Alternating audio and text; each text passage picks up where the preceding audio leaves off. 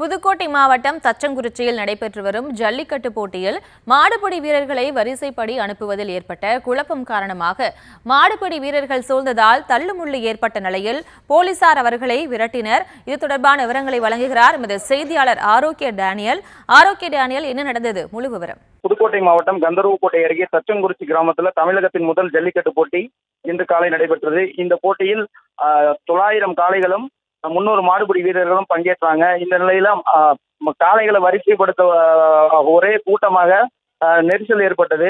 அந்த அந்த வரிசையில் நிறுத்த முடியாத ஒரு சூழ்நிலையால் காவல்துறை லேசான தடியடி நடத்தி அந்த கூட்டத்தை கலைய செய்தனர்.